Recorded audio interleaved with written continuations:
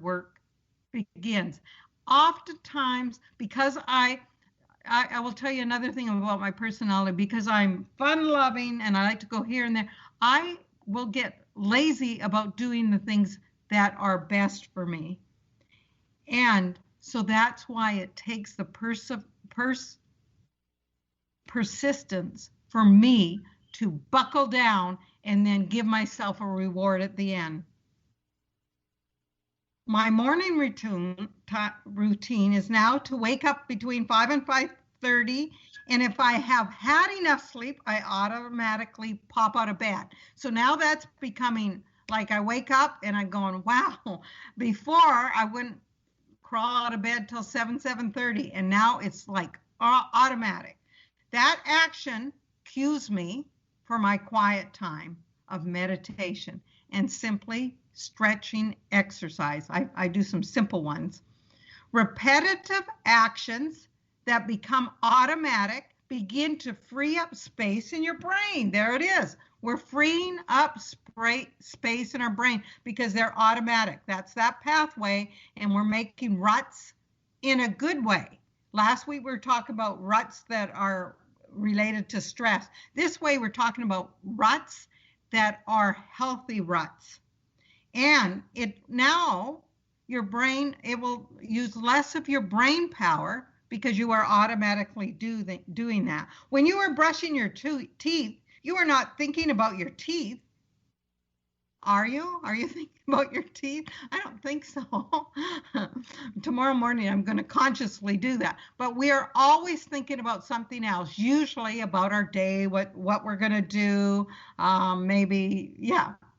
usually about what our day is going to be. Not about your teeth. The ultimate purpose of a good habit is to solve problems with less energy and effort as possible. So isn't that exciting? That is the hope, that as you become disciplined, as you build in these healthy habits, they become the ruts in the ground that we talked about last week. And when those become, when they become automatic, then the great joy is that you don't have to use extra brain power. And we need to save some of our brain power, don't we? So I think that is fabulous news. I think it's cool that we actually can change our thinking and implement a new habit, a habit that could be a win-win for you and your brain.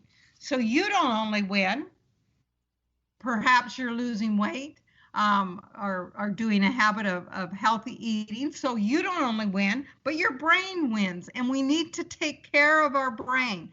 Do not overload. You know what? My brain is beginning to show fatigue, but that's okay. Do not overload your brain with earth-shattering goals. Isn't that good? Not earth-shattering goals. And put pressure on yourself only to fail miserably. I've done this many, many times in my life, especially with trying to lose weight. I have had earth-shattering goals, by the time, for example, in 2 months, I'm going to have 35 pounds off. If I lose 3 pounds a week, and I'd figure it all out, I'd do all these charts. And I would be so disappointed. I would fail miserably because the goal was too earth-shattering. It was too humongous. Instead, make steady, small improvements. It's always been said that if a plane just goes 1 degree right or 1 degree left, he will end up in a total different country or location. It only takes small increments to make a huge difference. Just think, this is what I was thinking the other day. If I lost just 1 pound a week, because I used to think, oh, you're going to lose 2.5 pounds this week, 2.5 next week, and you're going to have this. If you just eat, and any of you out there, if you just lose 1 pound a week, you will lose 52 pounds in a year. All it takes is a little step. Improve yourself just a little each day. If you get 1% better each day for 1 year, think of where you will be in a year. Wow, it's amazing. What if you become 1%, and this is sobering to me, what if you become 1% worse every day? Because guess what? We don't sit and rock there in the middle and don't change. We either get better, or like I say, we get bitter, but we either get better or we get stagnant. And to me, when we're stagnant, we're getting worse. So what if you became 1% worse every little bit? What would the end of your year look like? Would you have watched TV for numerous, like incredible amounts of hours? Would you not have got your finances together? Would your health be poor? What starts as a small or minor setback accumulates. So when you start slipping off the path, and I know this to be true in eating, when I start slipping off the path and, I'll just have that little bit extra, and I start just allowing a few little things change, pretty soon I look back over my shoulder and I go, oh my gosh, how did I get here? How did this happen? You know how it happened? One little habit at a time. So we don't want to become 1% worse. We want to become 1% better. So please listen.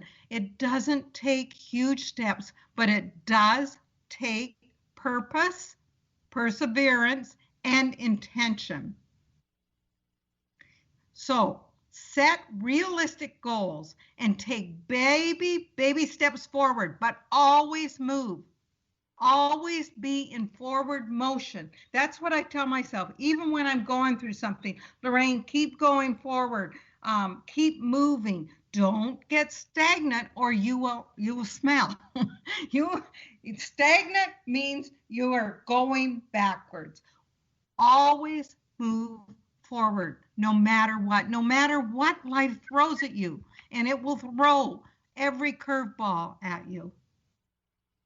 Here's one final point as we develop our new habits. I have learned to have a cue, a time, and location. So I think this is important to retrain our brains as we make these baby steps. Have cues for yourself. I have a cue that when I go to the other room, I have my clothes there for me, ready to go, so that I can exercise. Little tiny cues along the way help me because, as I said, I'm not as naturally disciplined. Your habits will make you, or they'll break you. It is your choice.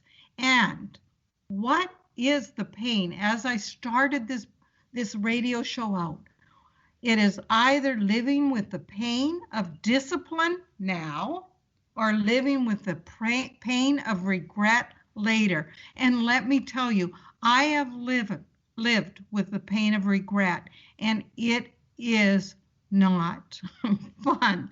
It is a very sad situation, and I know that you know that too. So let's pull ourselves up by the bootstrings, and let's take on some healthy habits, one baby step at a time, 1% difference, and let's see what 2021 can bring us. Let's look back at this year in December of 2021 and go, wow, look how far I've come. And if I can do this, so can you. I know you can. So wherever you are right now, believe in yourself, forgive others, know your worth, and begin recreating neural pathways in your brain of new healthy habits. You've got this. I'm rooting for you. And let's get this show on. We will see you back here next week. Remember, it is never too late to change. It is never too late to love yourself, to feel your worth, to change your world. It is never too late to take your first baby steps right today after you get off this radio show. You've got this. We will see you back here, like I said, next week.